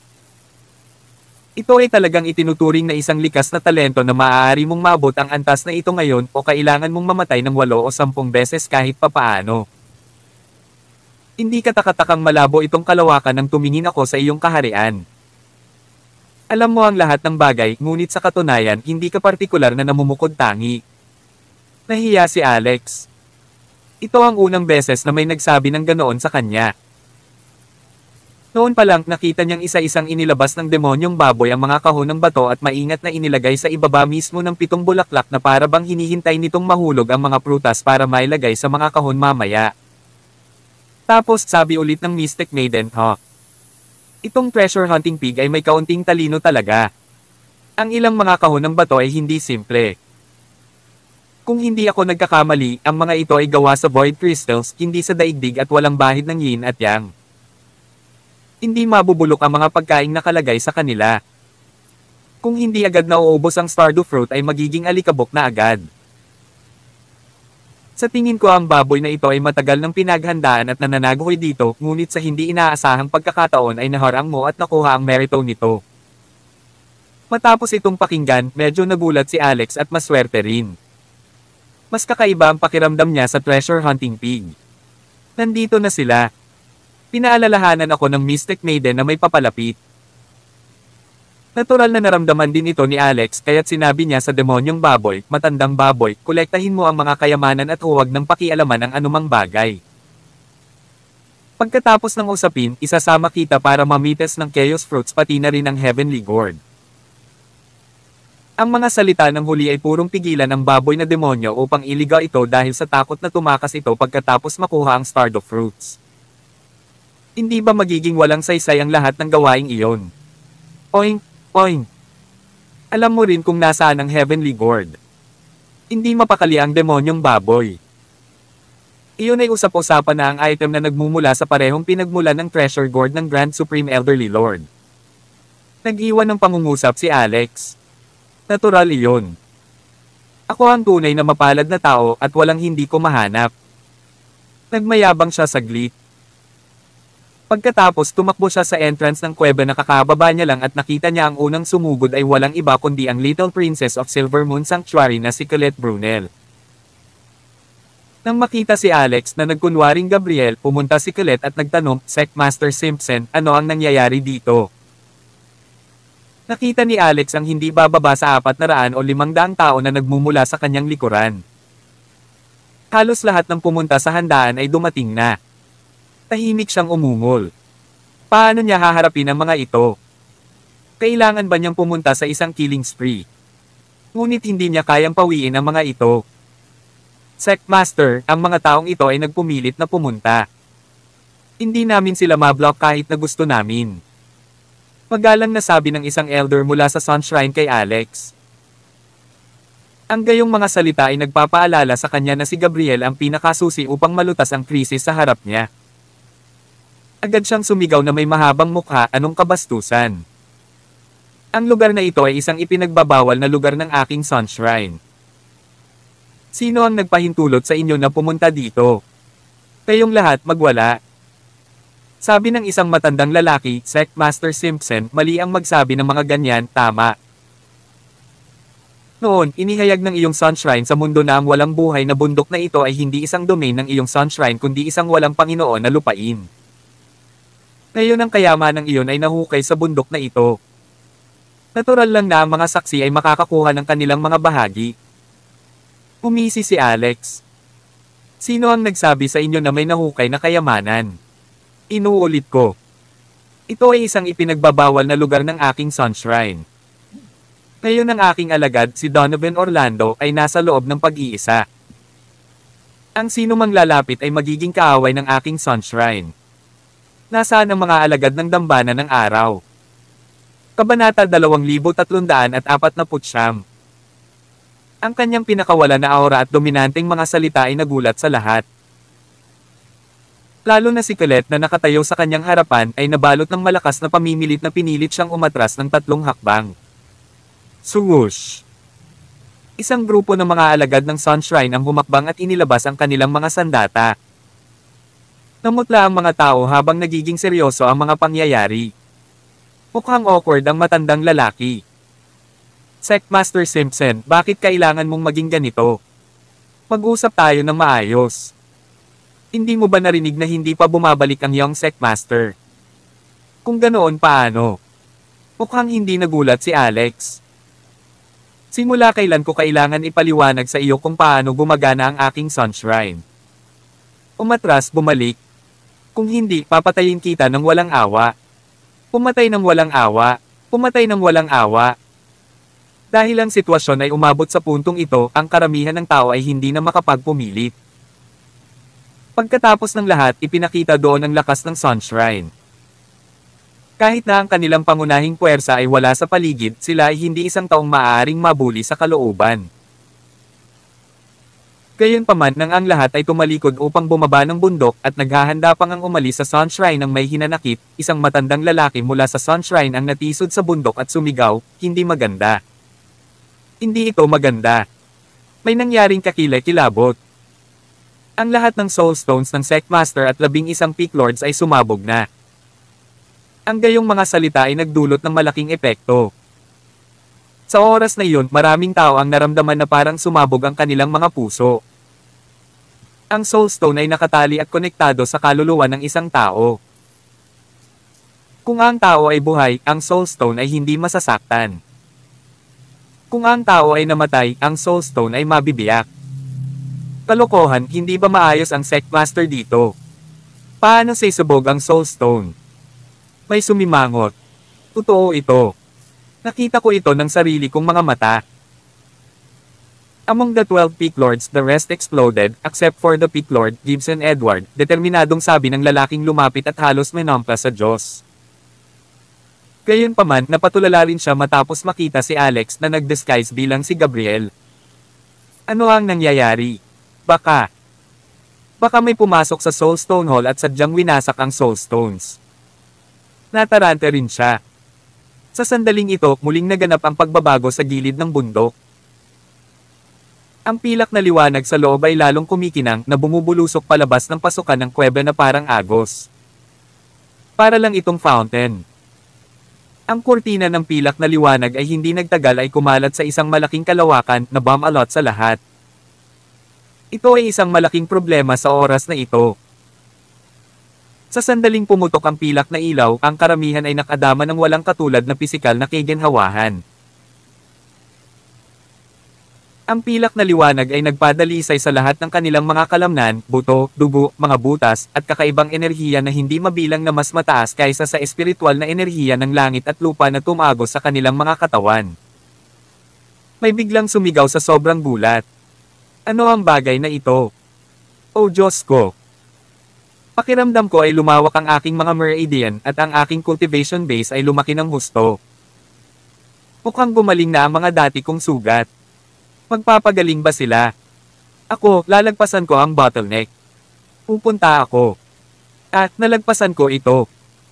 Paano ito naging napakabilis? Ano ba itong silver light na ito?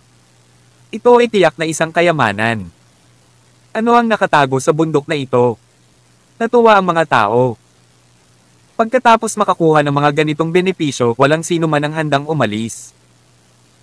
Noon lang nagsimulang magsara ang 7 bulaklak ng Stardory.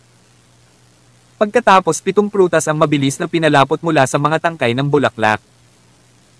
Lumaki ito at nahinog sa bilis na nakikita ng mata. Kasabay nito, lalong lumalala ang kaguluhan. Ang malaking kalawakan ng silver light ay hindi inaasahang nabasag ang pader ng bundok sa pamamagitan ng pagkabigla na nagbukas ng malaking butas at nakikita ng lahat ang sitwasyon sa loob ng gilid ng bundok. Bilisin mo at tingnan mo. May silver tree doon. At 7 prutas ang mabilis na nahihinog. Ang mga ito ay talagang pilak. Ano sila? May baboy dyan. Anong ginagawa nito? Minsan ay nagbasa ako ng isang sinaunang libro. Mayroong isang bagay na magkapareho sa bagay na ito. Ito ay tinatawag na Stardew Fruit, isa sa 10 immortal na prutas sa universo. Maaari kang maging isang immortal kaagad pagkatapos kumain ng isang prutas. Walang Donovan Orlando sa ibaba. Kasinungalingan. Itong Gabriel Simpson ay peke. Tawag. I-pre. I-click. I-subscribe kwentong nobela. Kabanata 2350. Sandaling tumingin ang lahat kay Alex at napuno ng hinala ang kanilang mga mata. Nagyelo ang magandang mukha ni Colette. Master Simpson, nasaan ang aking heavenly mirror? Pwede mo namang ibalik sa akin, di ba? Napakurap si Alex. Huwag kang magmadali. I haven't finished using it. Don't listen to the fuss of some. Ako ang Master ng Sunshrine. Sino pa ba ang maglalakas loob na gayahin ako? Kung gayon, hindi mo ba sinabi na si Donovan Orlando ay nag-iisa doon? Nasaan na siya? Ang baboy na iyon ay si Donovan Orlando. Hindi mo alam ang tungkol dito. Sa katunayan, ang aking alagad ay isang demonyong baboy. Walang naniwala sa kanya. Akala lang ng lahat ay walang katotohanan at gustong tumawa. Kahit papaano, nabigo sila. Malakas na nagsalubong ang mga kilay ni Colette. Sa tingin mo ba ako ay pipitulad ng isang baboy? Hindi ka Master Simpson. Ikaw si Alex Rockefeller na nagnakaw ng kasintahang Donovan Orlando. Hindi alam kung paano ito nahulaan ng babae, ngunit inilantad niya kaagad ang pagkakakilanlan ni Alex. Dagdag pa nito, inilapat niya ang palad niya kay Alex pagkatapos nitong magsalita. Alam ni Alex na hindi na pwedeng gumamit ng panlilinlang kaya agad din niyang ibinaba ang palad. Noong una, gusto niyang papalipad si Colette sa pamamagitan ng pagharang sa palad nito gamit ang palad nito. Sa kanyang pagtataka, may pagkakaiba sa palad ni Colette. Sa sandaling nagbago ang kanyang anyo, talagang nilagpasan niya ang palad ni Alex at hinampas ang mukha nito. Bam! Isang maselang paa ang biglang lumabas sa noo ni Alex, malakas na sinipa ang palad ni Colette. What the hell? Natigilan si Colette. Kahit na siya ay isang halimaw, imposibleng tumubo ang isang paa sa kanyang noo. Bukod dito, ang paa na ito ay malinaw na maselang paa ng babae. Ito ay patas, walang kamali-mali at malinaw na kristal na may perpekto at kaakit-akit na mga kurba. Ang mga daliri sa paa ay patas at malambot at lubhang mapang-akit. Gayunpaman, halos sabay ding dumapo ang palad ni Alex sa katawan ni Colette. Dahil sa pag-iwas ni Colette, nataman lang ng palad ni Alex ang kaliwang dibdib niya ng malakas na pop na para bang may sumabog na soccer ball. Biglang lumabas ang dugo. Isang nakakakilabot na sigaw ang pinakawala ni Colette, napahawak sa kanyang dibdib at napaatras habang puno ng sakit at galit ang kanyang mukha. Natigilan din ang mga katabi niya. Napakabisyo. Talagang pinasabog niya ang lugar ng prinsesa ng Silver Moon Sanctuary. Wala talagang awa ang brat na ito sa mga babae. Iyan ang pinakamagandang prinsesa ng Silver Moon Sanctuary. Ang isang panig ay malaki at ang kabilang panig ay maliit, kaya paano siya lalabas para makipagkilala sa mga tao? Sa bulalas ng lahat, inihayag din ni Alex ang kanyang espesyalidad. May sumigaw. Nakita niyo ba guys? Ang isang paa ay maaaring iunat sa kanyang noo. Bukod dito, ito ay paa ng babae. Anong klaseng demand sorcery ito? Ang lalaking ito ay talagang hindi si Gabriel Simpson. Dahil ang soulstone ni Gabriel Simpson ay sumabog, malamang na pinatay siya ng lalaking ito. Sa sumunod na sandali, may sumigaw na naman, "The Peak Lord Gibson Edward has found." Natamba siya sa kabilang bahagi ng bundok. Tuguan ang mukha niya, kaya siguradong sinaktan siya ng beastard na ito. Magkasama tayo at patayin siya. Huwag hayaang maaga ng baboy na iyon ang Stardew Fruits. Sa sandaling nabanggit ang Stardew Fruit, muling lumipat ang isip ng lahat doon. Sumiklab ang labanan sa isang iglap. Swoosh! Swoosh! Swoosh! Nagmadali ang lahat ng mga mirage ni Alex. Dahil gusto nilang kitilin ang kanyang buhay, hindi rin siya nagtipid sa kanyang lakas. Gamit ang mahabang gintong sibat sa kanyang kamay, napatay niya ang isa nang siya ay lumapit.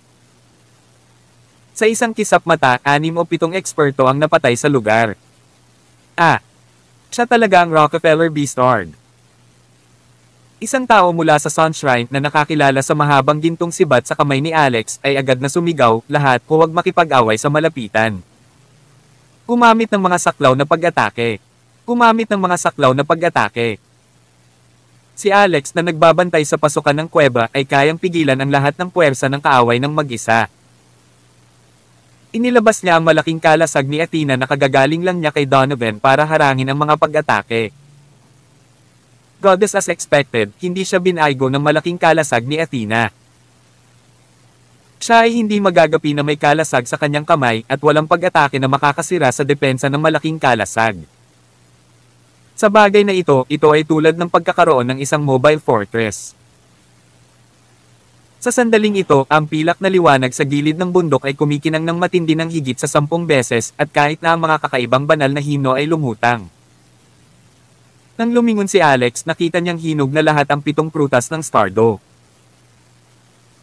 Bawat isa sa kanila ay may mga kakaibang rune na umaagos dito na pinagsasama ng kapangyarihan ng mga batas at may tuldok na ambon ng mga bituin. Kung titingnan niya itong mabuti para siyang tumitingin sa malayong universo sa malalim na kalawakan, nakakamangha ngunit hindi pangkaraniwang makinang. Till then.